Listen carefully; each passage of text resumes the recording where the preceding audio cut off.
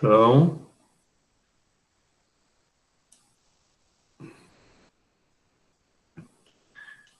um pouquinho devagar o Meet aí, não começou a gravar. Ah, já está gravando para vocês o meu, que eu acho que está lento, então.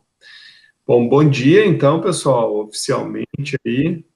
Bom dia. Bom dia. Começamos aí nosso seminário do semestre segundo de 2020, da cadeira de modelagem ambiental. Então, todos os trabalhos desse seminário vão ser voltados à dispersão de poluente em solo. Então, nós vamos ter aí 4 grupos apresentando hoje. Até agora, né, vamos começar aí pelo grupo 1 e daí, na sequência, a gente vai apresentando os demais. Então, passo a palavra para a Juliana, passo a palavra aí para o João e para a Ana Paula. A gente está gravando, tá bom? Tá bom. Tudo com vocês, pessoal. Então, podemos iniciar. Bom dia, pessoal. Tudo bem? O meu nome é João.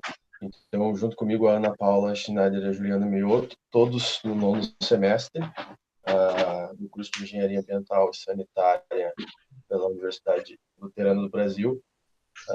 Vamos apresentar, pode passar já, Ju, o artigo sob o título Modelagem de Contaminação de Solos na Unidade de Concentração de Urânio em Caetité, Bahia. Tá? Os autores são Vinícius Verna Ferreira e Cláudio Costa Camargo, tecnologistas do Centro de Desenvolvimento de Energia Nuclear e da graduanda em Engenharia Ambiental pela UMEC, Rosana Santos. Pode passar. Então, o artigo, um breve resumo do artigo, então, existem hoje no Brasil, armazenados aí em depósitos intermediários da Comissão Nacional de Energia Nuclear, CNEN, aproximadamente 3 mil metros cúbicos de rejeitos radioativos de baixo e médio nível, oriundos das mais variadas aplicações da energia nuclear. Tá? Não estão inclusos nesse quantitativo aí os volumes referentes a ciclo do combustível nuclear, que é utilizado no Brasil. Então, nesse trabalho, efetua-se uma modelagem da unidade de concentração de urânio, como eu falei, localizada em Caetité, na Bahia. Essa cidade ela está aproximadamente aí 600 quilômetros de Salvador, tá? Para se situar um pouquinho. Esse processo de modelagem foi realizado utilizando o programa FRACTRAN, tá? Onde ele simula o transporte de radionuclídeos em meios porosos e discretamente fraturados, né? E a caracterização do meio físico. Radionuclídeos, então, são, como é que eu posso dizer, são isótopos, né? Oriundos, nesse caso aqui, a atividade de mineral de lavra e processamento metalúrgico do minério de urânio para produção e concentração do urânio na forma de diuronato de amônio, tá? Sob a sigla DUA. Tem finalidade aí, diversas aplicações no mercado, até para medicinais.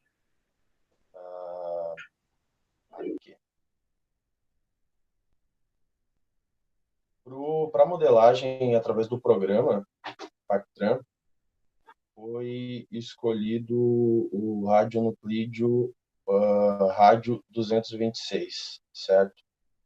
O motivo para ele ter sido escolhido é que o programa ele tem um fator de retardo igual ao da água, tá?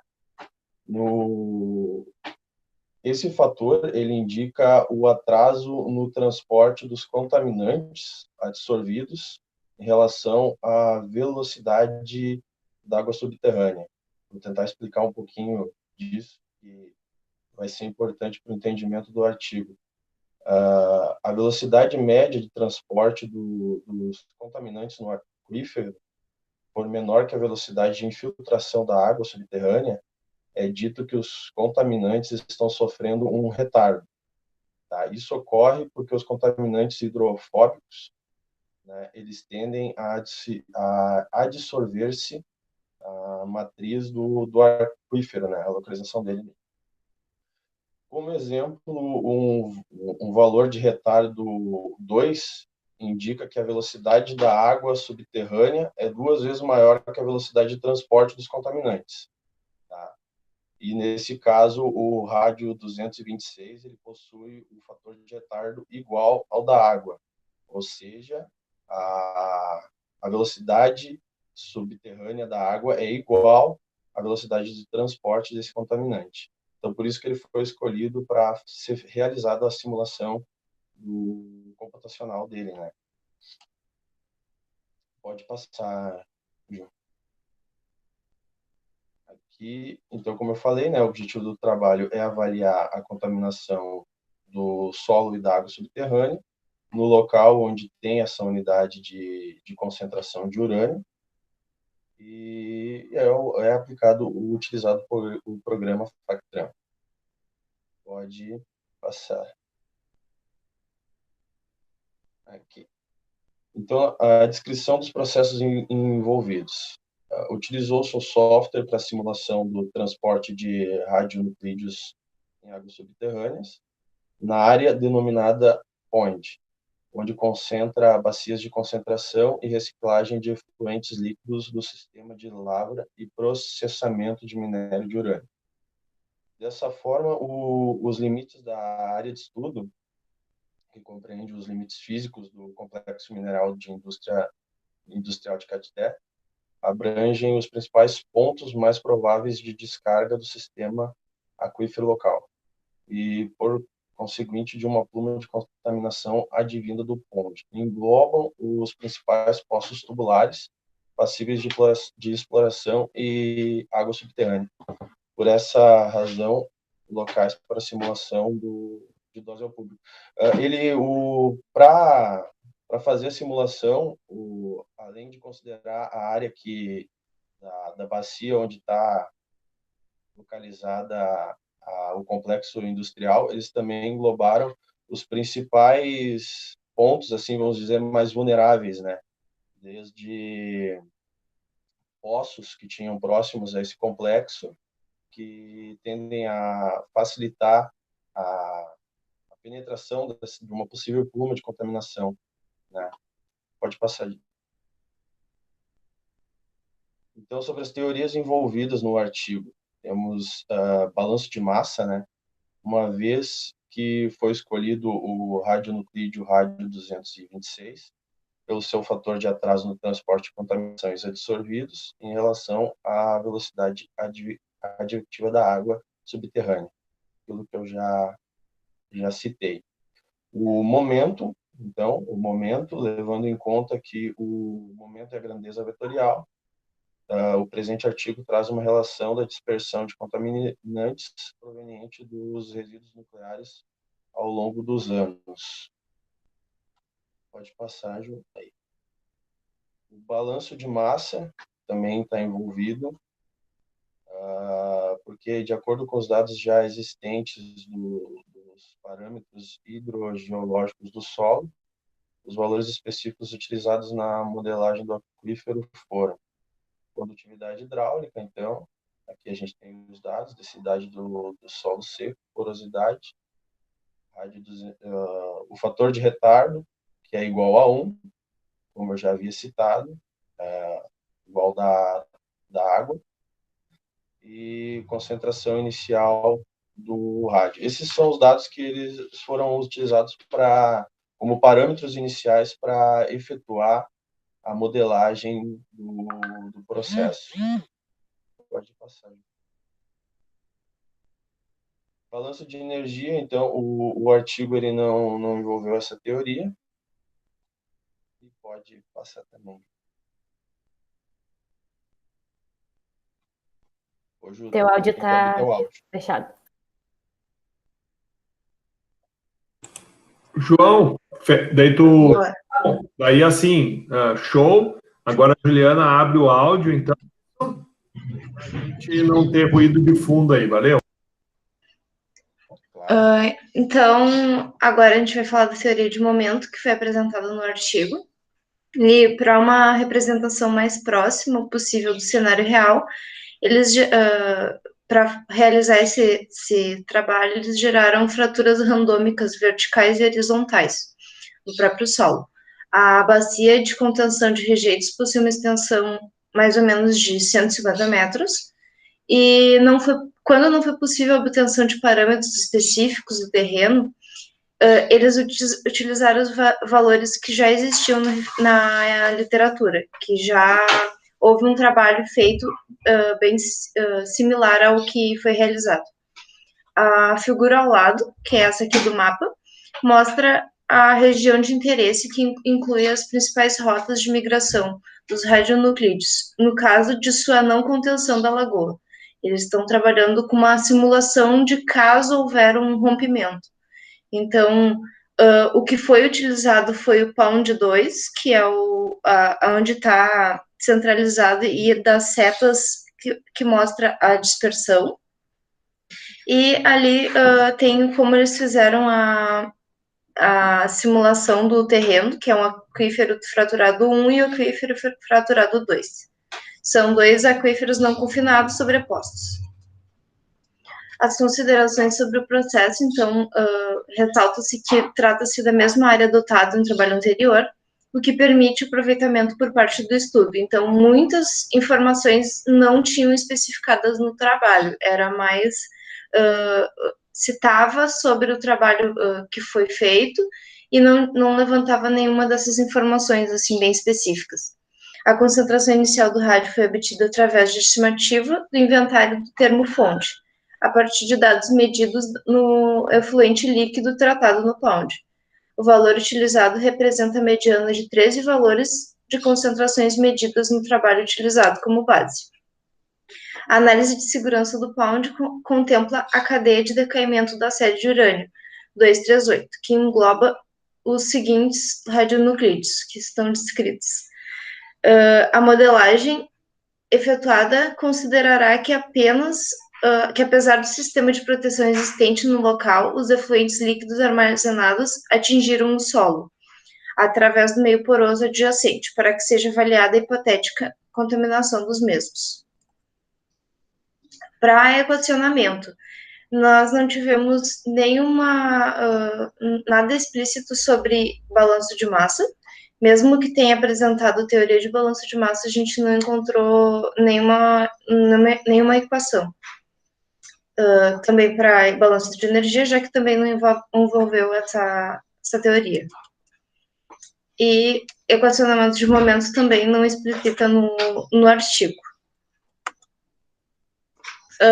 A consciência modelo, né? Então, o software utilizado utiliza um modelo bidimensional, que através do método numérico dos elementos finitos simula cenários de contaminação não confinados, de aquíferos não confinados, porosos e fissurados, em regime permanente. Para tal modelo, não foram apresentadas as equações utilizadas, então a gente não tinha como determinar o número de equações era igual ao número de variáveis. O software de modelagem utilizado foi o software Fractan, que simula o transporte de radionuclídeos em meio porosos e discretamente fraturados. É bidimensional, como recém falei, e considera os mecanismos de transporte e fluxo de energia e fluxo através de ambos os meios fraturados e no bloco da matriz principal que o configura.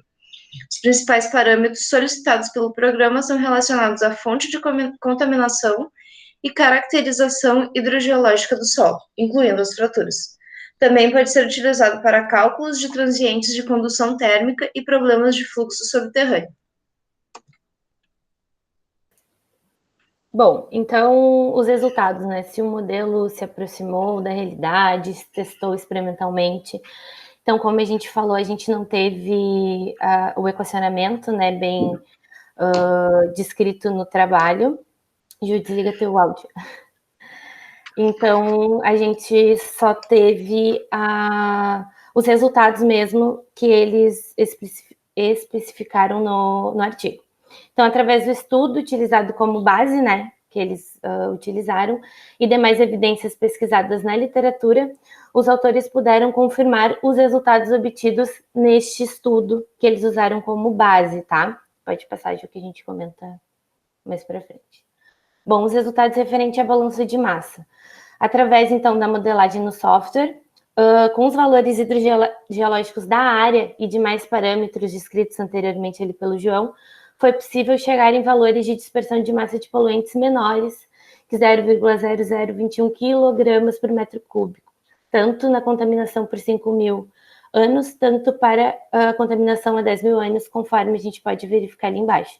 Então, ali à esquerda, né, tem a contaminação, a modelagem pela contaminação de 5.000 anos, que a gente pode ver que não chega ali ao valor de 0,00021 kg por metros cúbicos, e a contaminação por 10.000 anos ficou um pouquinho desconfigurado, mas dá para ver que a contaminação ela vai se dispersando, porém não chega também ao valor de 0,00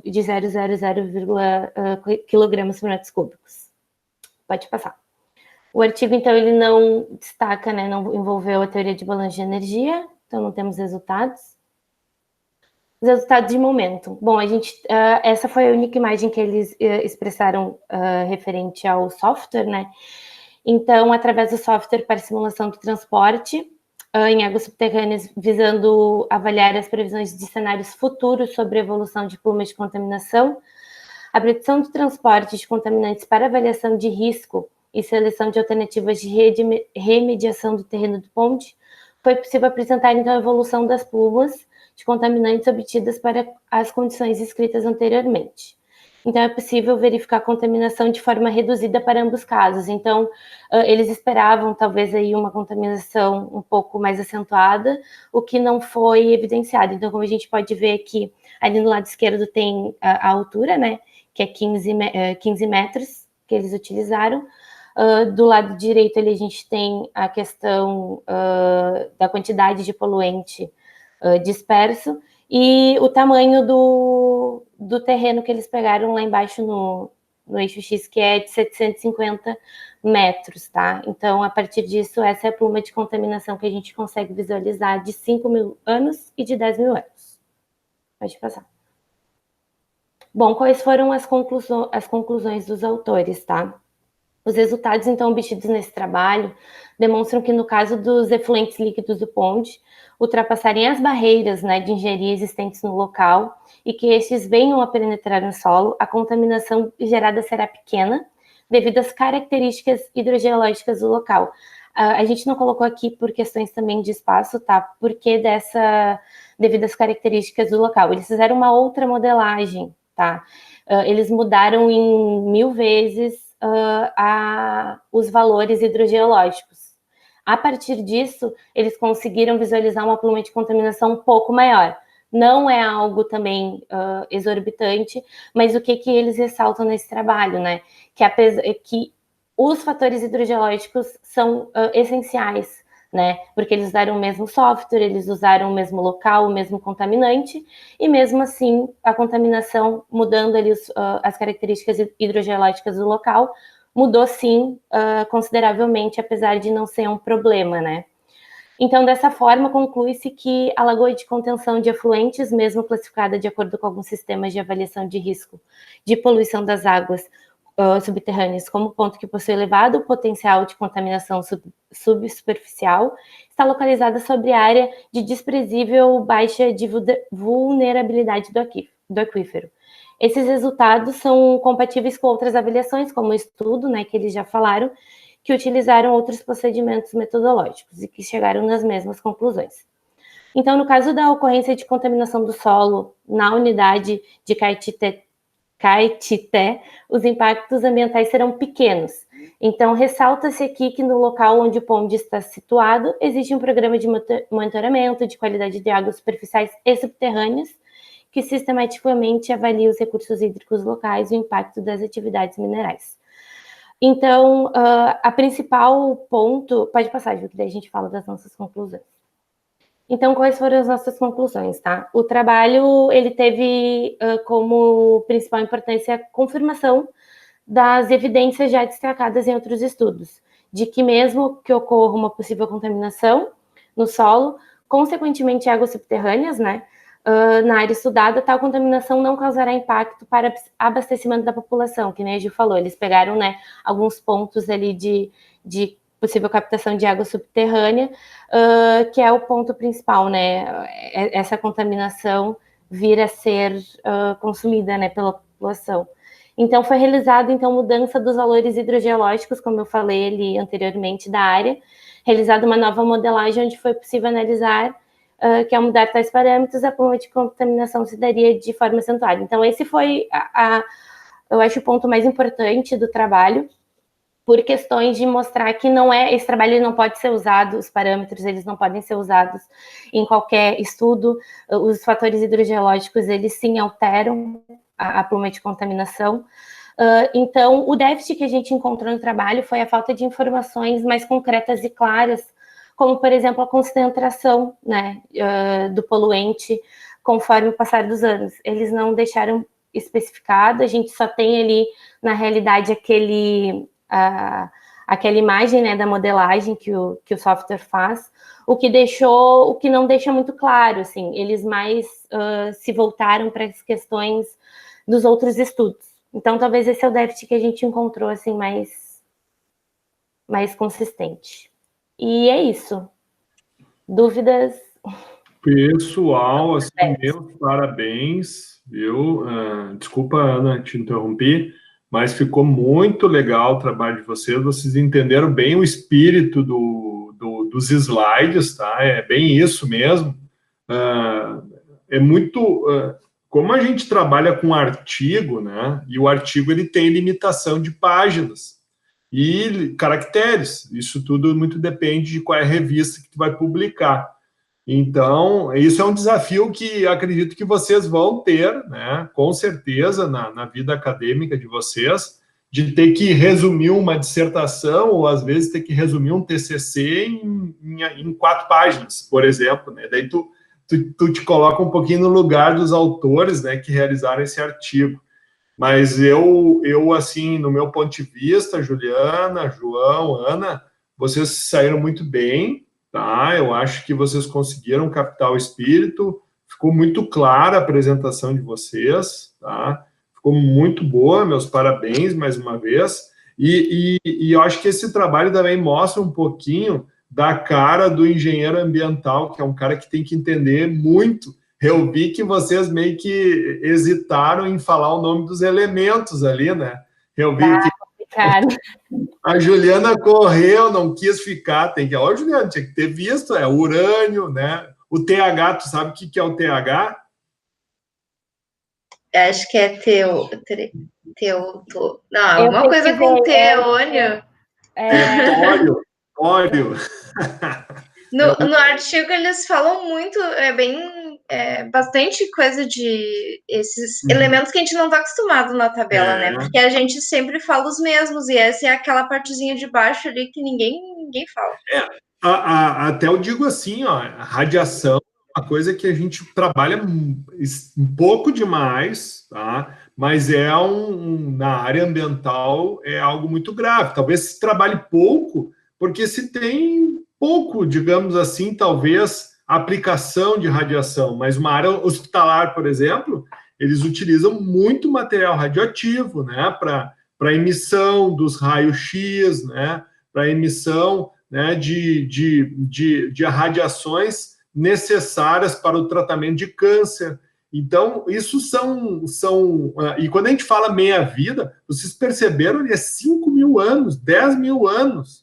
Então, a gente está falando numa história que nenhum ser humano vai conseguir estar aqui para confirmar, e historicamente, a nível do conhecimento que nós temos em termos de ciência, também olhando para trás, né, se a gente pega ali quando se iniciou o estudo de radiação, me fugiu o nome da primeira mulher química lá que trabalhou com radiação.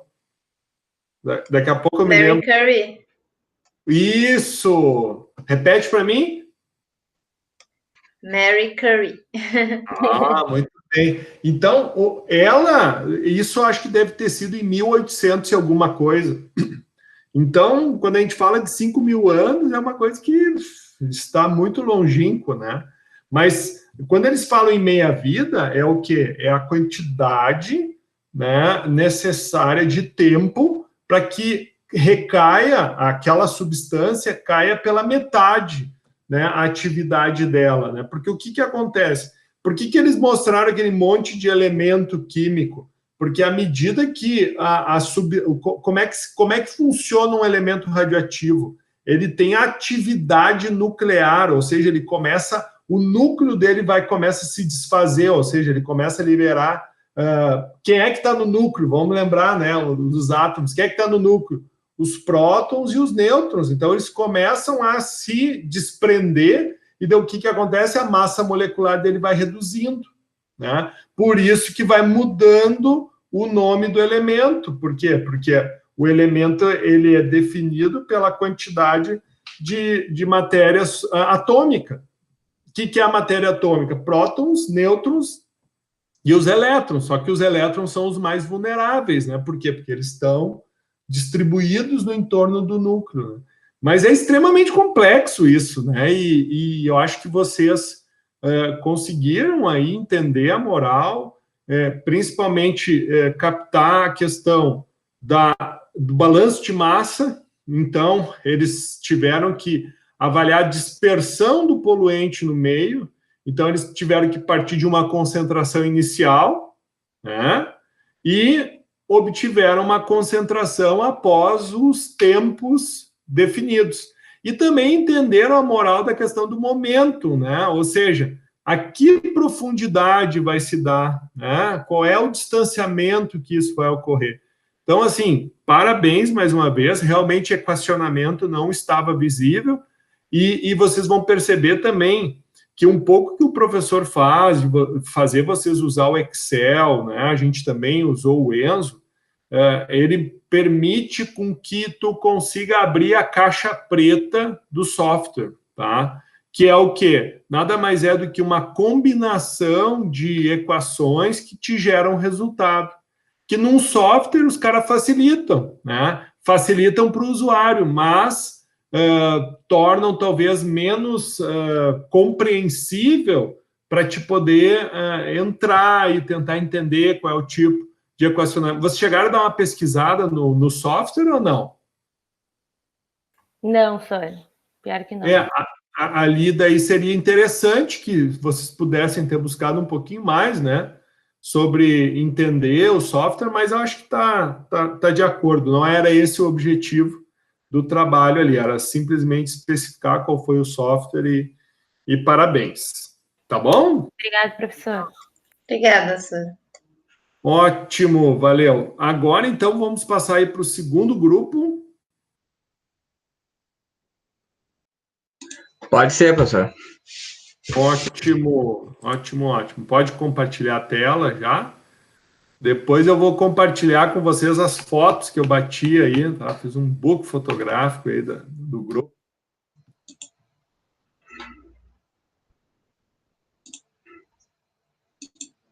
Temos aí o Alexandre. O próximo grupo é Alexandre, Delamar, quem mais? E Fabrício, grande Fabrício. Ô, Delamar, aparece a carinha aí para a gente bater uma foto bonita. Só um pouquinho. Tá certo que não vai ajudar muito, eu sei, né? Não vai ajudar nada. Tá ótimo, pessoal. Obrigado aí pelo senso de humor. Bom dia. Os acadêmicos que vão apresentar, então, lá vai ser o Alexandre, eu sou o Delamar e o Fabrício, do curso de Engenharia Ambiental, da disciplina de modelagem, o professor Maurício. O tema do artigo, né, são metais pesados em solos de área de mineração, metalurgia e chumbo, E fitoextração, um trabalho de mestrado do Maurício, que está ali, é o primeiro que está em cima, da Universidade Federal do Paraná. Os outros são todos professores da Universidade Federal do Paraná e um da Universidade Tecnológica Federal do Paraná. O resumo, então, é a fitoextração em área de mineração de chumbo, né, mas foram testadas alternativas, né, de recuperação de solos contaminados por esses metais pesados, né, onde nós temos menores custos, menor impacto ambiental, através de plantas acumuladoras de metais, né, fitoxidez por chumbo, a reabilitação desse solo, sendo in situ, né, não necessitando se retirar esse material, esse solo do local, recuperando esses metais do solo através da fitoextração. O objetivo do trabalho, então, avaliar a fitoextração, né, induzida de metais pesados, ali não só o chumbo, né, mas o cádmio, cobre, níquel, cromo e zinco, em área de mineração, com e sem o uso do ácido cítrico como agente quelante. O agente quelante é um catalisador que ajuda a catalisar melhor, a agilizar o processo, né, dessas plantas absorver esses metais do solo. O cultivo, então, foi de aveia preta, girassol e a grama batatais. Os processos envolvidos, então, foi a digitalização das curvas de nível, né, obtendo, então, um modelo numérico do terreno, a fusão do modelo de sombreamento, então, desse modelo numérico do terreno, então, por meio da transformação de saturação e intensidade de luz, né, IHS, então se obtém uma ipsiometria, né, que são variações de cores do terreno pelas curvas de nível. A imagem de ambiente, então, de geoprocessamento, que retratasse a variação altimétrica, né, e ao mesmo tempo a paisagem com seus compartimentos geomorfológicos. Então, conforme essa cor, né, através da ipsometria de cores ali, né, pela altura do terreno, eles foram classificando e fazendo um perímetro que vai ser falado mais à frente. Plantio de mudas em vasos e análise de laboratório, né, que são a espectrometria de observação atômica pelo método SW ali discriminado. As teorias envolvidas. Então, nós temos o cálculo do fator de translocação. O que é o fator de translocação, né? Então, o que tiver de teor de metal pesado na parte aérea dividido pelo teor nas raízes, segundo o Marquiol ali, ela tem que ser maior que 1. Né? Então, na parte aérea tem que estar o maior percentual desse metal pesado nas folhas. Avaliar a habilidade da planta em translocar, então, o metal pesado das raízes para as partes aéreas, que é o principal objetivo. Análise estatística. Então, a análise estatística foi feita pela análise de variância, né, pelo teste de média de Tukey. O que é o teste de média de Tukey? Ele compara todas as médias de pares e se baseia na diferença mínima. Utilizando-se o programa Assistat, né, que esse aqui que vai ser a parte do geoprocessamento lá, que vocês vão ver o mapinha logo à frente lá, para relacionar a eficiência dessa técnica com diferentes ambientes da área, fontes e formas de contaminação. O balanço de massa, como é que eles fizeram para poder fazer o balanço de massas? Retiraram 100 kg de solos para realização de análises físicas e químicas, né, de rotina, conforme a Embrapa.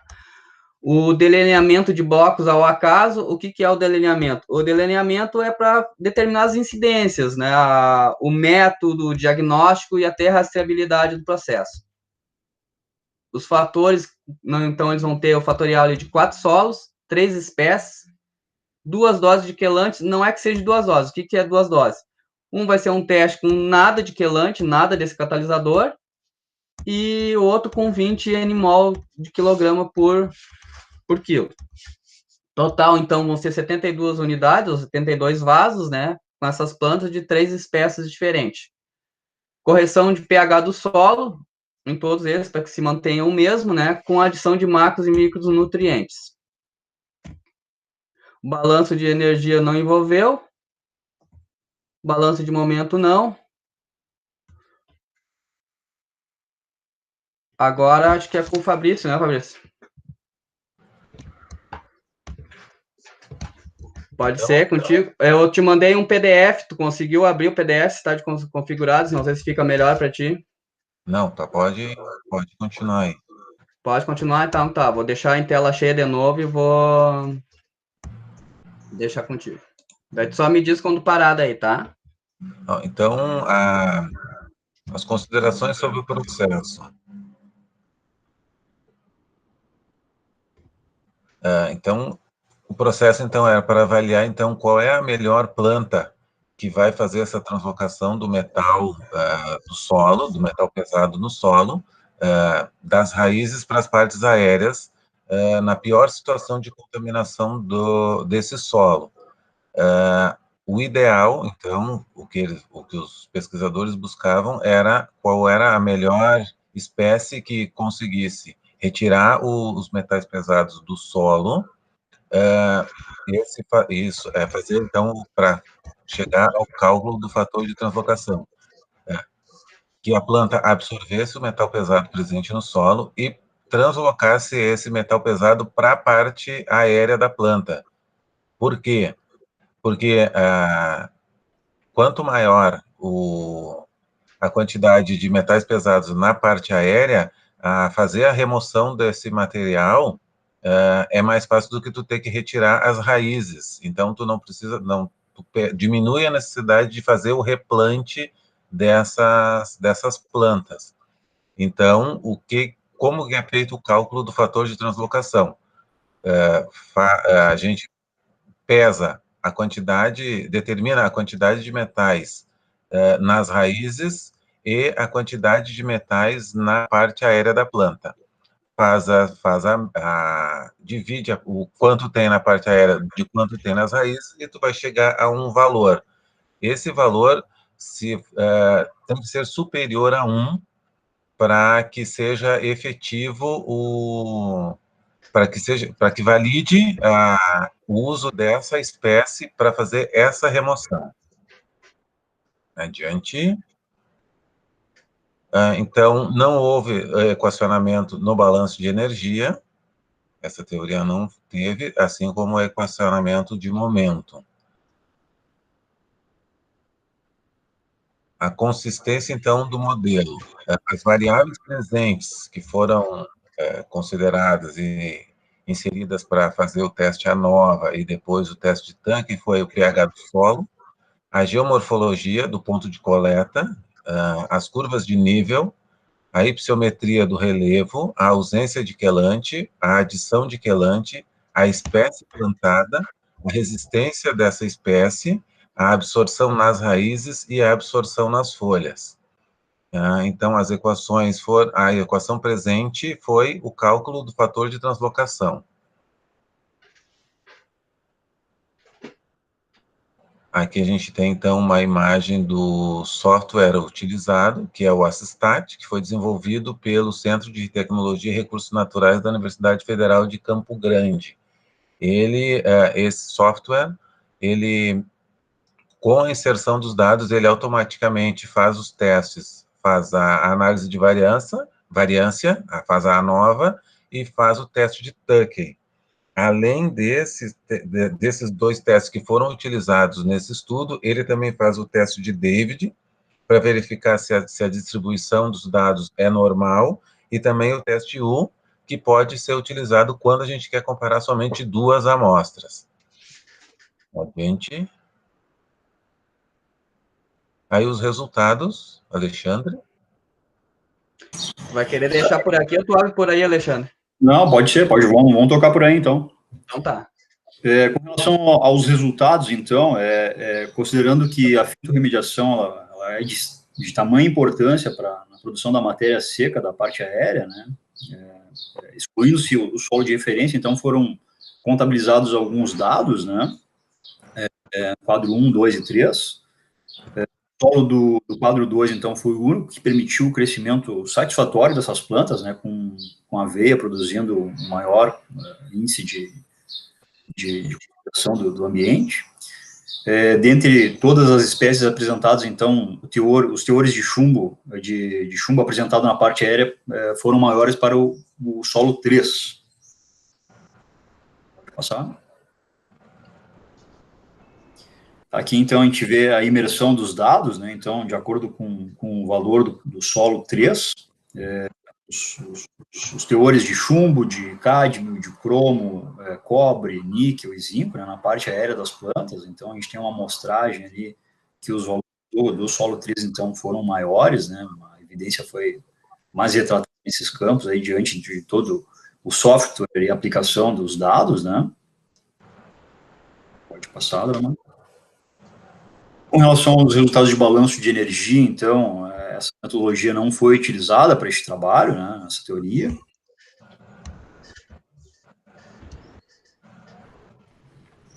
Resultados de momento também não envolveu nenhuma atividade considerável para esse artigo, né. E aí a gente chegou às seguintes conclusões, então, as conclusões dos autores, né. Então, esses coeficientes de translocação de chumbo das raízes para a parte aérea, eles foram considerados baixos, né? Não houve a verificação de um efeito expressivo da aplicação do ácido cítrico, como o Delamar bem falou, com relação ao quelante, né? Aos solos durante essa absorção de chumbo pelas plantas. Na próxima planta fabril, ou seja, foram analisados alguns, como a gente falou anteriormente, algumas curvas de nível, né? Foram alguns pontos de solo para estudo e locais onde haviam fábricas desativadas, né, que tinham o cultivo de mineração e de metais pesados. Então, nessas áreas fabris, então, foram encontrados altos teores de chumbo oriundos das disposições atmosféricas, né, áreas com grande ocorrência de rejeitos incorporados aos solos. No caso do uso da fitoextração, então, não eficiente, né? E já nas demais áreas contaminadas, o girassol deve ser preferido, uma vez que acumula maior quantidade de chumbo e zinco. Isso na parte aérea das plantas, tá? Diante de todo o estudo do artigo, então, a gente chegou a algumas conclusões, né? Então, com relação ao fator de translocação, o valor ele também deve ser superior a 1, então, como foi evidenciado durante toda a utilização da de variância do software aplicado para essa atividade, né, que a quantidade de metal na parte aérea da planta é maior do que a quantidade de metal na parte submersa, ou seja, a gente fez aquele comparativo entre a parte superior das plantas, né, e a parte das raízes. Esse resultado foi obtido na parte superior, então. Durante os resultados obtidos, os valores de fator de translocação eles foram inferior a 1, demonstrando que as plantas estudadas elas acumulam um contaminante, principalmente na parte da raiz, translocando poucas concentrações para os brotos, folhas. Então, são necessárias outras simulações com outros tipos de plantas. No caso, pois a fitorremediação é uma importante ferramenta ambiental, né, que foi incorporada para essa atividade, e é mais viável economicamente para esse tipo de evento.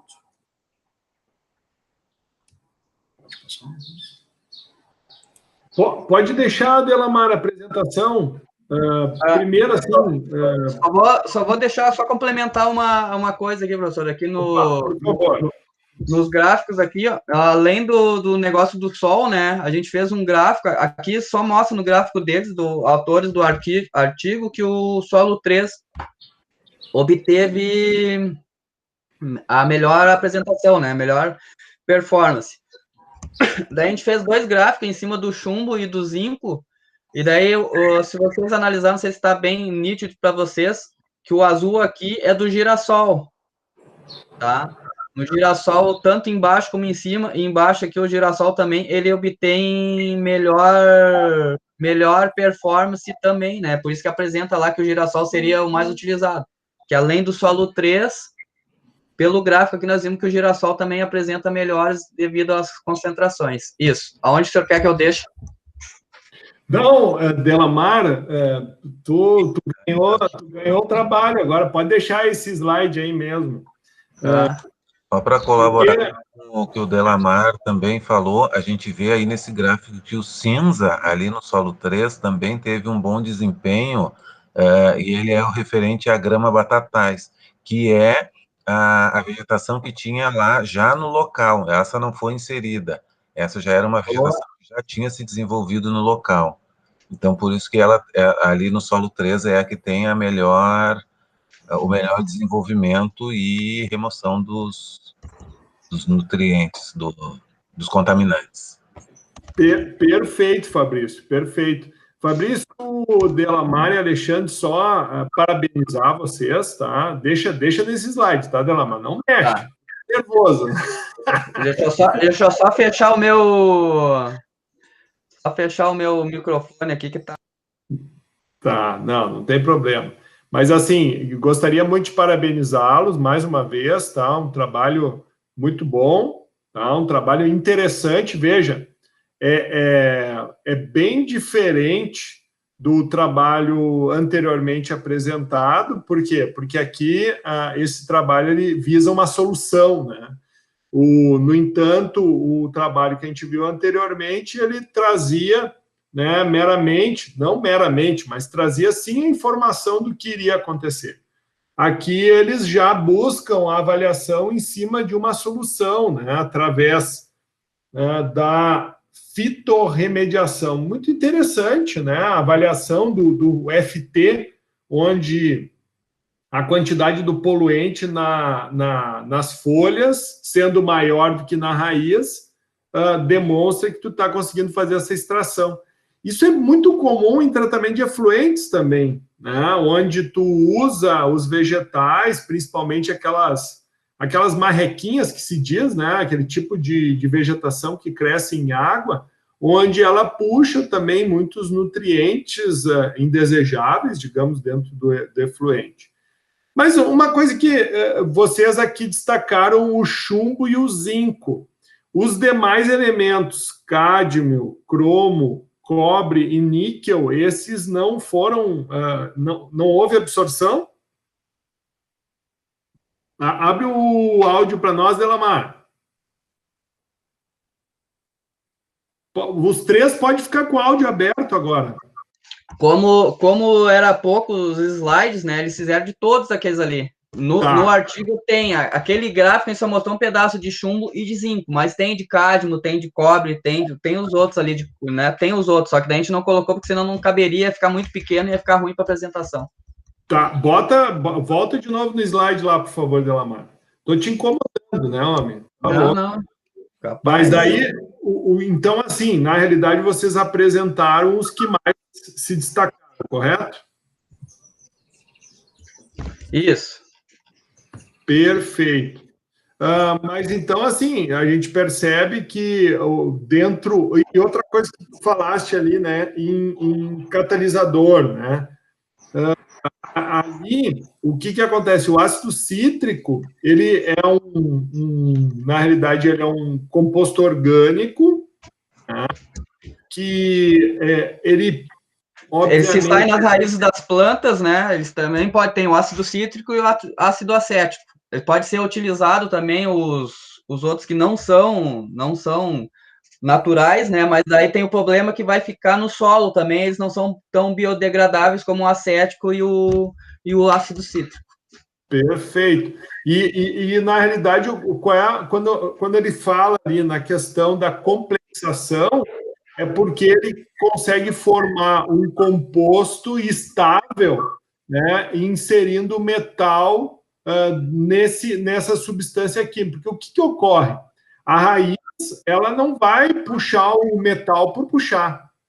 Ela vai ter que puxar o que ela entende que é um nutriente essencial para a vida dela. Então, o metal ele vai acabar indo como, digamos assim, como em consequência da absorção da matéria orgânica, né? Então, talvez... Pois não, pode falar. Quase que vai por, mais ou menos, vai por tabela, os metais são absorvidos junto com os nutrientes essenciais da planta.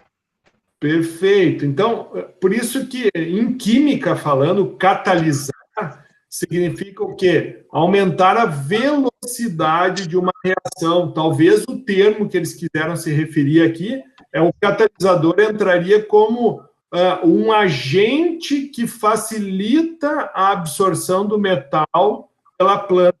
E isso eu não consegui entender na apresentação de vocês. O uso do ácido cítrico melhorou a absorção ou não? Não, tem um negócio no final ali, a gente pode colocar que o ácido cítrico, tanto com ou sem, não obteve muito, no artigo eles falam, não obteve muita variação disso, não seria necessário, no caso, para esse tipo de planta, né? Sim. A única, um índice maior que teve de melhoria foi justamente na grama batatais, mas eles dizem que não tem uma grande diferença significativa. Mas apresentou a diferença no resultado com ácido e sem ácido, não? Não, esse valor ele foi bem baixo, foi de baixa especificidade. Então, tipo, tu usar o ácido cítrico ou não usar, dá na mesma. Exatamente. Para esse tipo de planta, sim, dá na mesma. Tá, mas isso vocês não expressaram no trabalho aí, né? Acho que tá, professor. Na conclusão lá. Aqui, ó. No conclusões do autor, não se verificou efeito expressivo da aplicação do ácido. Na conclusão do autor, a gente colocou isso, sim. Perfeito, perfeito. Não, é excelente, pessoal, excelente. E a outra coisa, no caso, para complementar, como foram feito esse trabalho foram feito por engenheiros agrônomos, né? E a gente é da área ambiental, no caso, né? Que a gente verificou no trabalho, é assim. Posso tirar do slide agora ou você quer deixar? Pode tirar. Tá. O que a gente colocou? Que eles não colocaram outros tipos de técnicas, né? A gente sabe que aquilo ali foi um teste para ver a planta, tudo, mas, por exemplo, como é uma área de mineração que ficou exposta, eles não falaram em nenhum momento em cortina verde, né? Que teria os chopos, né? Que são uma vegetação que cresce mais facilmente, específica também para esse tipo, também, que evitaria a elevação de poeiras, né? Para outros locais, né? Contaminando outros, porque está no solo, mas o solo vira poeira, eles não falaram em nenhum momento disso aí também, né? Então, e o que eles iam fazer, que eles falam nas folhas, também no artigo, como a gente sabe que um artigo curto, a coisa, eles não colocaram, tá, mas com a colheita, o que é feito com essa planta, eles não falaram da outra fitoextração que tem após, para que tem que ter a folha seca? Que é para gerar, pode gerar energia, né? Uma caldeira no negócio, e através de recuperar esses gases através de um filtro manga, de um negócio que poderia ser recuperado. Isso aí eles não falaram. Então, como é uma parte de engenharia agrônoma e a nossa área ambiental foi essa área também que nós analisamos. Legal, cara, legal. E é bem isso mesmo que tu disse, né? Não vamos longe, é a mesma coisa que quando tu usa os vegetais num tratamento de efluente. Depois, o que tu vai fazer com aquele vegetal? Tu vai ter que secar ele e ele vai ser classe conforme o tipo de metal ou conforme o tipo de poluente que ele absorveu, né? Então, parabéns mais uma vez, tá? Ficou bem legal. Eu acho que é um desafio, vocês aceitaram o desafio. Só um breve comentário ali, o slide 5, acho que vocês podiam ter focado um pouquinho mais em balanço de massa, energia e momento, mas vocês conseguiram também, de alguma forma, que era ali onde as teorias, né? Mas, ok. O slide 5 não, é o 6 para vocês. Porque eu considerei o primeiro como 0, tá? Então, na realidade, aí talvez vocês podiam falar um pouquinho mais das teorias, porque a modelagem, basicamente, a gente sempre procura observar se tu está identificando balanço de massa, se tu está identificando balanço de energia ou se tu está identificando momento. Ou seja, tu tem está avaliando concentração, está avaliando poluente, o que tu está checando em termos de massa, que também pode estar na forma de volume, né? E o que tu também está checando a nível de energia, se o poluente está te afetando a temperatura do meio, ou se tu está afetando o quanto que o processo industrial está elevando a temperatura de um ecossistema, né? E, por último, o momento, que eu acho que o primeiro trabalho aí exemplificou bem o que é o momento, né? Que é como que se dispersa no espaço, né? Em função do tempo, obviamente. Então, parabéns mais uma vez, tá? Ficou muito bom o trabalho. Agora vamos para o grupo 3, então? Vamos lá, senhor. Ótimo, podem ir compartilhando aí conosco. Então, o grupo 3 é a Rochelle, Andriele E a Pamela. e a Pamela. Olha aí. Muito bem. Deixa eu ver isso, botar a carinha de vocês aí para mim bater uma foto aqui. Ótimo. Que legal, pessoal. Obrigado, viu? Tá todo mundo vendo aí? Sim. Sim. Todo mundo. Beleza? Vamos lá, então. Então, bom dia, meu nome é Andriele, das minhas colegas Pamela e Rochelle, nós somos do curso de Engenharia Ambiental e Sanitária. Então, o tema do nosso artigo é a poluição por mercúrio em aterros urbanos do período colonial no extremo sul do Brasil. Os autores, então, é o Luiz Paulo de Moura e o Ari Rosenberg, pelo Instituto de Geociência da Universidade do Rio Grande do Sul, e o Nicolai Nirlean, do Instituto de Oceanografia, Fundação Universidade do Rio Grande. Então, um resumo, a contaminação de aterros sanitários na cidade de Rio Grande tem como agente contaminante o mercúrio. O nível de poluição diminui nos aterros mais antigos para os mais recentes. Sugere-se que a principal fonte de poluição do mercúrio foram atividades relacionadas à pele de animal. O cenário semelhante. O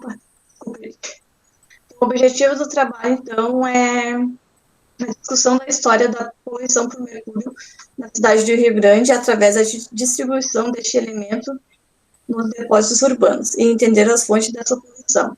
Então, aqui nesse mapa, apresenta diferentes épocas de realizado o aterramento. Então, ali os pontos 1, 2, 3 e 4, as áreas eleitas para a coleta de amostras.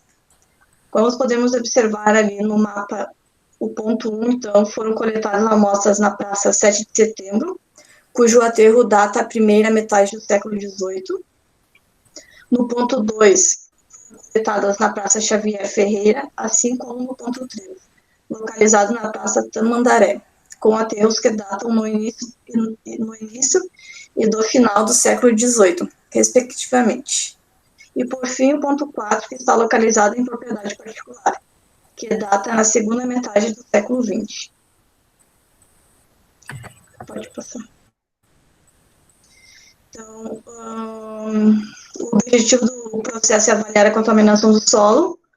Foram coletadas amostras, então, como já foi falado, em áreas poupadas de edificações, praças e parques, e no aterro próprio. As coletas ocorreram a cada 5 centímetros de perfil do solo, na superfície até o lençol freático. Foram armazenadas em sacos plásticos, rotuladas e hermeticamente fechadas. Pode botar. Então, a teoria envolvida foi o balanço de massa, análise de concentrações, balanço de energia, temperatura e o momento de dispersão de poluentes do solo. Pode passar. Bom, para balanço de massa, foram analisados o cobre, o níquel, o chumbo, o zinco, e foi utilizada essas amostras de solo, onde sofreram uma digestão química. E essas amostras, elas sofreram também um ataque a quente por ácido nítrico, peróxido de hidrogênio e ácido clorídrico. Para as análises de mercúrio, cada amostra foi colocada em frascos de 100 ml e adicionado água régia, e foi aquecido até 95 graus. Foi resfriado e adicionado permanganato de potássio. Foi colocado também a banho quente por 30 minutos e foi adicionado cloreto de hidroxilamina, de sódio. E essa suspensão final, ela foi filtrada. Pode passar. Para balanço de energia, como a gente já viu no slide anterior, o balanço de energia ele já está inserido nos ensaios e no tratamento das amostras. essas amostras elas foram submetidas anteriormente a uma secagem por meio de temperatura. E, além disso, também, elas sofrem reações com a adição dos reagentes, com auxílio e o aumento da estabilização da temperatura. Pode passar. Para momento. Como o momento, essa variação está relacionada ao tempo, desde o século XVIII até o século XX. E essas concentrações elas estão relacionadas a isso, então. Para o chumbo, desculpa, foi relacionado entre 46 e 570 miligramas quilo. A concentração do cobre varia entre 9,5 e 718. A concentração do níquel varia entre 5 e 51 miligramas por quilo. Então, como eu falei, essa variação da concentração dos poluentes, ela está relacionada ao tempo e também como ela está dispersa no solo. Pode passar. Então, como considerações sobre o processo, nos aterros mais antigos foi encontrada uma concentração de mercúrio que apresenta aumentar essa concentração conforme a profundidade, enquanto no ponto 4, essa tendência a ser mais alta na camada superficial. Essa tendência de ser mais alta na camada superficial, ela está ligada pelo fato da redistribuição da poluição de mercúrio pela cidade. Essa redistribuição ela se dá pela mobilização do solo, pela ação da chuva, vento e a varrição da cidade. Pode passar. Bom, aqui a gente vai falar um pouco do equacionamento, né, no caso do balanço de massa. De fato, nós não temos a equação utilizada, mas pode ser percebido que durante o tratamento da amostra para a colocação dentro do equipamento que faz a análise dos resultados, há um procedimento a ser seguido já pré-estabelecido conforme uma norma, até eu vou comentar depois, em que a análise, por exemplo, do cobre, do chumbo, do zinco e do níquel, a amostra pega uma fração da amostra, em que ela passa por uma reação com ácido nítrico em 0,3%, 0,5% do peróxido de hidrogênio e 10% do ácido clorídrico. Já no equipamento em que faz a análise do mercúrio, pego 0,2 gramas da amostra, colocado 15 ml da água régia, um oxidante, um ácido, 15 ml de permanganato de potássio e 6 ml do cloreto de hidroxilamina de sódio para a redução do permanganato. Isso tudo é utilizado para fazer a análise, para que seja feita a oxidação, né, a redução dos componentes químicos, no caso ali do mercúrio, ele é colocado, a redução chega à forma iônica mais oxidada do mercúrio, em que ele se torna um vapor, que é arrastado por um gás inerte dentro de um tubo cilíndrico de vidro, com janelas de quartzo, postado longitudinalmente, no caminho óptico do equipamento que faz a absorção atômica desse componente. Portanto, né, o artigo não traz o equacionamento, isso é um padrão antes de ser colocado dentro do equipamento. Para o equacionamento de balanço de energia, a mesma coisa, a gente não tem uma equação para colocar, mas a amostra tem que passar por um tratamento pré-estabelecido, em que a amostra é seca a 25 graus Celsius, para o cobre, para o chumbo, zinco e níquel, aquele mesmo procedimento, porém, dentro da reação com ácido nítrico, peróxido de hidrogênio e ácido clorídrico, ele sofre ataques a quente com esses ácidos, onde há uma geração, uma liberação de energia, colocado dentro do equipamento, que é o espectrofotometria de absorção atômica por chama, ou seja, ele utiliza uma chama para o aquecimento desses componentes, em que a energia é devolvida em forma de um fóton de luz, que é absorvido pela luz ultravioleta no sistema, em que gera um comprimento de onda, que é pré-estabelecido dentro do software de análise, em que cada componente químico ele tem um comprimento de onda, então ele consegue analisar essa amostra e reconhecer a concentração desses componentes químicos.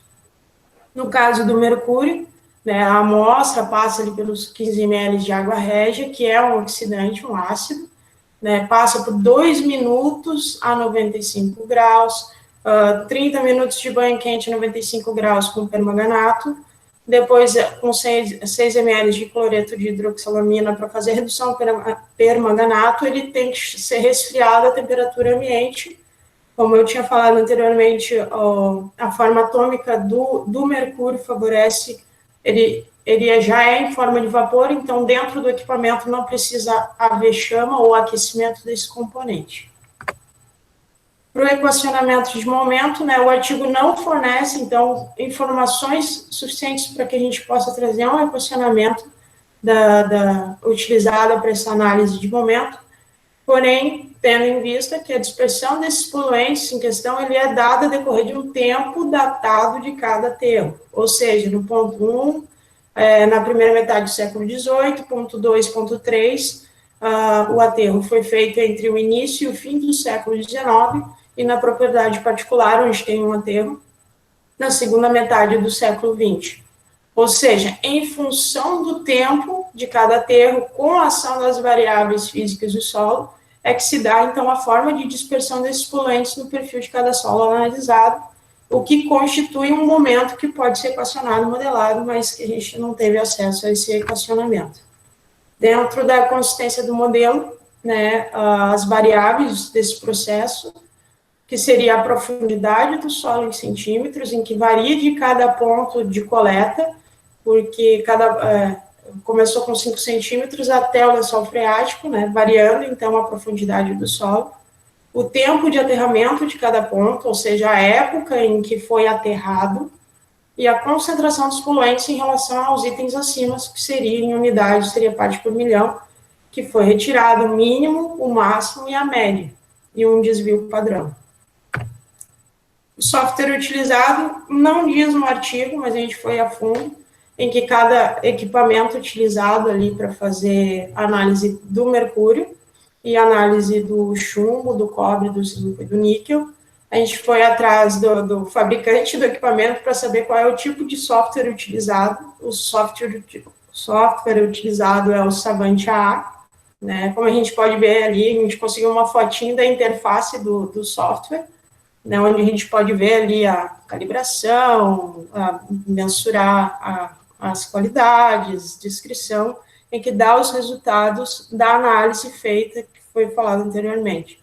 E, por fim, foi utilizado o Excel para a elaboração das tabelas e gráficos de mínimo, máximo, média e desvio padrão dos resultados obtidos para comparação. Sobre os resultados. Então, aqui a gente pode ver na tabela 1 que apresenta uma distribuição vertical do mercúrio, desde a superfície até o nível do lençol freático, em cada ponto amostrado. Observa-se que essa variação vertical da concentração do mercúrio nos aterros ela é bastante irregular. E nos aterros mais antigos, essa concentração era maior e conforme foi aumentando a profundidade, foi se tornando a maior a concentração. E a tendência, como a gente já tinha falado antes, de ser mais altas nas camadas superficiais por causa da redistribuição do solo, né? E na tabela 2, se mostra o contrário, onde os elementos, né, o cobre, o níquel, o chumbo, conforme foi ficando mais novo a data, foi aumentando essas concentrações desses elementos, então ficou inversamente proporcional, né? Ficou o mercúrio com as concentrações maiores há mais tempo e agora nos mais novos as concentrações dos outros elementos ficaram maiores. Pode passar.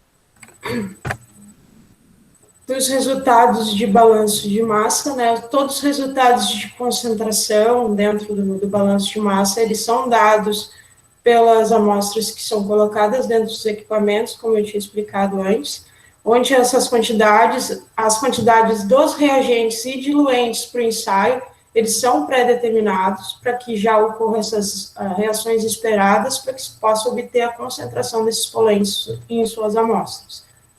O mesmo vale para o balanço de energia. onde os procedimentos de aumento e estabilização de temperatura, ele está diretamente relacionado a cada tipo de ensaio ou processo de cada elemento a ser analisado na amostra. No caso, no processo da análise de concentração ali de cobre, chumbo, zinco e níquel, o próprio equipamento ele utiliza a energia como forma de obtenção de absorção atômica para dar o resultado das quantidades desses poluentes. No caso do momento, os resultados eles são comparados em relação, então, à profundidade no perfil do solo, né, a distância percorrida de cada ponto de coleta, e com isso é possível modelar em Excel a concentração de cada poluente, resultado do equipamento, em relação a um período de tempo em que cada ponto foi aterrado.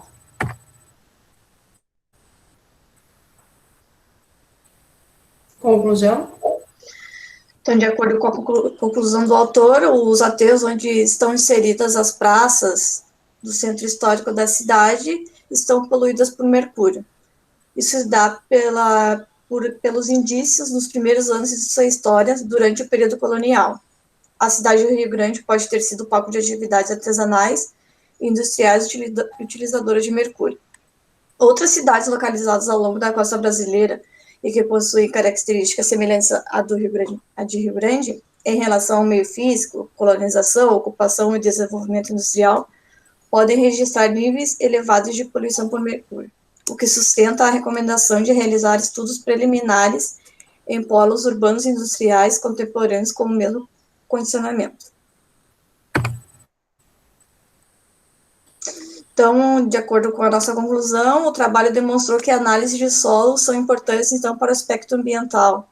Evidencia que existe, de fato, a contaminação, acarretando nas mudanças da característica do solo natural da região, e, por consequência, a saturação dos compostos presentes, podendo atingir águas subterrâneas e afetar a saúde humana e os ecossistemas ali presentes. Então, teve sucesso em modelar os dados coletados das amostras com resultados satisfatórios para os estudos e constatação da poluição ao decorrer do tempo, conforme atividades e tipo de aterro de cada época. Vale um gancho aqui, que foi analisado o solo, foi constatada a contaminação. Eu não sei se tem algum artigo, alguma pesquisa que já tenha sido feita para os lençóis freáticos, mas é algo alarmante tu pensar que a cidade de Rio Grande, ela foi constatada a poluição por mercúrio e metais pesados.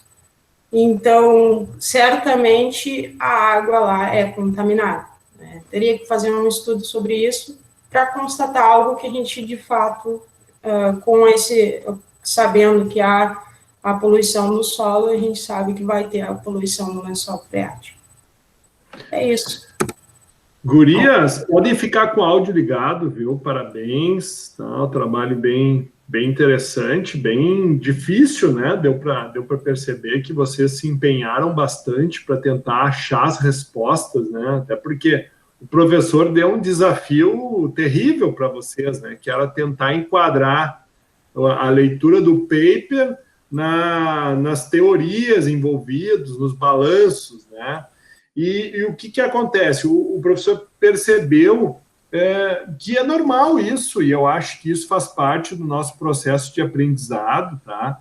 Mas ali, vocês confundiram um pouquinho metodologia de extração com a modelagem propriamente dita, né? Talvez, claro, sobre um ponto de vista diferente, né? E não, talvez, sobre o ponto de vista do processo, porque quando vocês apresentaram o resumo, bota lá no resumo para nós, só se puder fazer o favor, né? A contaminação de aterros, né? Agentes contaminantes, nível de poluição e a sugestão das principais fontes de poluição. Então, e agora passa para o objetivo, por favor. Então, o objetivo tem como objetivo a discussão da história da poluição por mercúrio na cidade de Rio Grande através da distribuição desses elementos nos depósitos urbanos. Então, qual é a importância de nós checarmos sempre o objetivo do trabalho. Então, assim, não era o objetivo do trabalho modelar o método de extração dos elementos, metais pesados, principalmente mercúrio, né? Era o objetivo, sim, do trabalho enxergar qual a concentração, daí sim, qual a massa, qual o balanço de massa com relação ao tempo, com relação à existência de cada um desses elementos, né? Mas o balanço de energia, ele não ocorreu nesse trabalho, porque não houve uma consequência. Dentro do objetivo do trabalho, não era foco avaliar a energia. Não, ficou claro isso, Pamela, Rochelle e Andriele?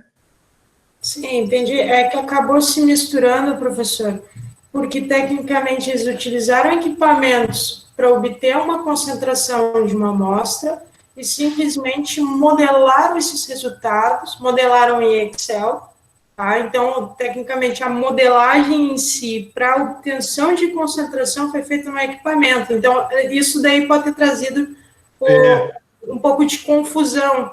Então, na parte, assim, o que a gente vai pensar? Na parte da obtenção dos resultados seria uma coisa muito superficial. A parte de concentração, a concentração e tal para... Então, a gente se baseou mais na parte técnica. Como é que como é que aquele software obtém o resultado da concentração? Por isso que a gente acabou focando no equipamento para poder dizer como ele chegou àquele resultado. A gente tentou esmiuçar o equipamento, de repente essa é a falta. Mas parabéns, viu, Rochelle? Assim, ó, parabéns, parabéns, Andriele, adorei o momento que vocês ali falam sobre o software utilizado para a leitura da concentração dos metais, né, tanto do mercúrio quanto dos outros metais pesados, e com certeza a modelagem em Excel foi feita. Mas a modelagem Excel foi feita para quê? Para momento. Daí eu concordo com vocês, né? E que isso não ficou bem claro na apresentação de vocês. Mas dependendo da região, ou melhor, ou eu não percebi, desculpa, me mostrem, por favor, no trabalho de vocês, onde é que está descrito a profundidade com que eles fizeram a escavação. A profundidade de 5 centímetros até o lençol freático, dependendo da variação de cada ponto retirado. Entendeu? Mas, tipo, eu concordo que o que faltou aqui ter colocado, até peço desculpa, eu acho que em função da quantidade mínima de slides, claro. Não queria poluir tanto, a falta do gráfico. Teve gráfico no artigo em que mostra, conforme a profundidade, eu acho que eu tenho até aberto aqui, eu não sei se vocês conseguem ver. Compartilha ele com... Não, tu tem que fazer assim, ó, sai da tua apresentação, por favor. Daí tu tem que compartilhar, daí tu apresentar agora, daí tu compartilha a tela inteira. Eu vou colocar aqui só para... Daí tu compartilha a tela inteira, daí tu clica na tua tela e aperta compartilhar. Isso, agora sim, mostra para nós aí. Aqui, ó. Isso aqui faltou, que são vários gráficos em que o ponto 1, ponto 2, ponto 3 e ponto 4 é dada a dispersão de cada tipo de poluente, né, conforme a sua profundidade. É aí que foi feita a modelagem, que seria o gráfico das tabelas apresentadas, que é uma modelagem em Excel, algo simples. Daí a gente achou que, de repente, tivesse que se aprofundar em como eles conseguiram chegar, como o equipamento consegue chegar às concentrações de cada ponto, modelar esses resultados. Tu ganhou o dia, ganhou o grupo agora, viu, Rochelle? Show de bola. Realmente faltou, né? Daqui a pouco apresentar isso, tá? Mas, assim, totalmente compreensível, tá, Rochelle? O desafio que eu passei para vocês não foi um desafio fácil, tá? Então, até me perdoem, né, da forma como eu estou expondo, mas é importante por quê? Porque esse é o fechamento do semestre.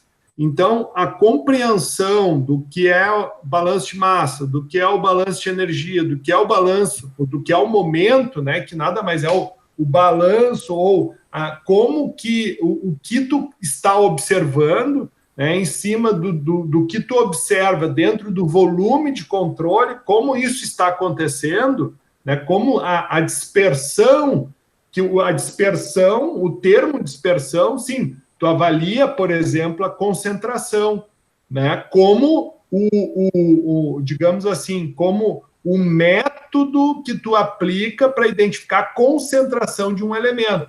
Então, eu avaliei a dispersão. Então, no ponto tal, eu coletei uma amostra, apliquei um método de extração, e ali, naquela amostra, eu identifiquei tanto de material, que é o meu objeto de estudo, pode ser o mercúrio. Então, eu achei, por exemplo, 1 grama em 1 metro cúbico de terra. Então, isso quer dizer o quê? Que aqui tem uma concentração de mercúrio, naquele ponto. Ou seja, aquele ponto fez parte de uma dispersão. Por quê? Porque tu vai pegar em outro local, que pode estar mais próximo, né, do teu ponto de referência, que nem no caso, eles começaram como ponto de referência a parte de cima do solo e foram aprofundando, né? Então, isso deve ter dado um trabalho terrível, né? Porque ir até o lençol freático, cara, os caras... É porque Rio Grande é mar, né? Então, o lençol freático deve estar em 5... Eu não vi quantos metros dá. Tem um que vai até 15 metros. 15 metros, né? Então... né?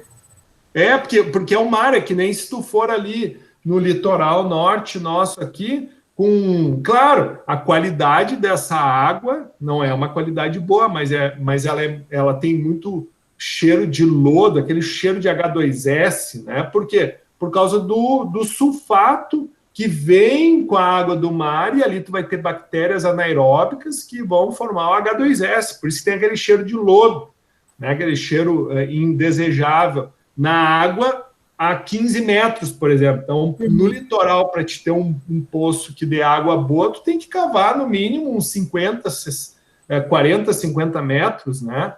Mas, parabéns, mais uma vez, tá? Então, assim, espero que vocês tenham compreendido, e energia, assim, não, energia não teve, né? Não teve. Sim, claro, se tu for avaliar o método de extração, sim, ok, mas como esse não foi o objetivo do trabalho, então esse seria o único detalhe ali que a gente, digamos assim, não estaria correto. Mas de resto, parabéns, ficou muito bom. Parabéns pelo empenho de vocês de ter buscado as respostas, tá? E, gurias, show de bola, tá bom? Obrigada. Valeu.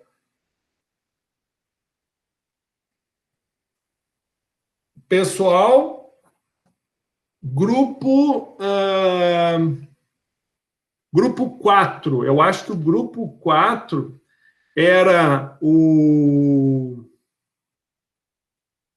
Me fugiu o nome dele. Rodolfo e a... Me ajuda, Ana. Jéssica. E a Jéssica. A Jéssica não está aí, né? Não. Não. Tá, então, o que nós vamos fazer? Vamos fazer um intervalo, depois do intervalo, então, a gente retorna, tá bom? Tá bom. Ok.